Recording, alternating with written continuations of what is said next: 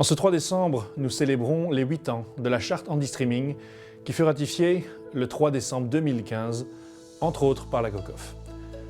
Le handi-streaming est un concept qui prévoit une politique transversale et intégrée de la dimension handicap à travers tous les aspects de la société.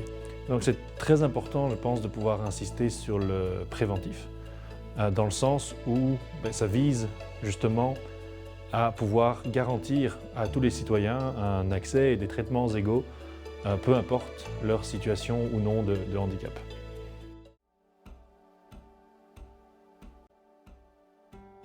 Alors l'inclusion, ça se passe au niveau de nos vies quotidiennes.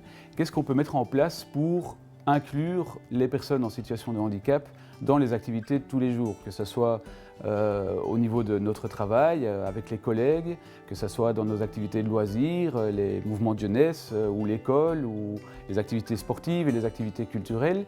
Quels sont les aménagements qu'on peut mettre en place pour qu'une personne en situation de handicap puisse participer pleinement, normalement et librement, sans obstacle à cette activité. Alors la différence avec le handi-streaming, c'est que le handi-streaming, ce sont les personnes qui sont responsables d'organiser la vie en société, qui doivent avoir cette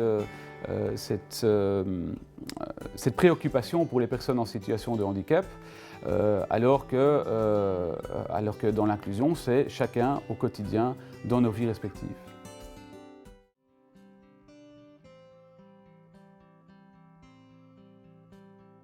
La direction d'administration soutient différentes initiatives en matière d'inclusion des personnes handicapées, que ce soit au travers des projets handisport, de la collaboration avec les ludothèques spécialisées ou bien encore par exemple via l'appel à projet La culture a de la classe.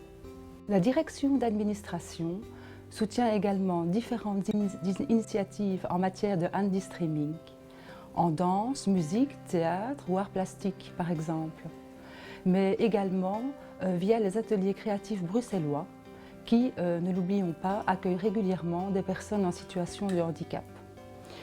Parce que oui, la culture et le sport, même si on l'oublie très souvent, sont aussi des outils vecteurs de démocratie et d'égalité des chances.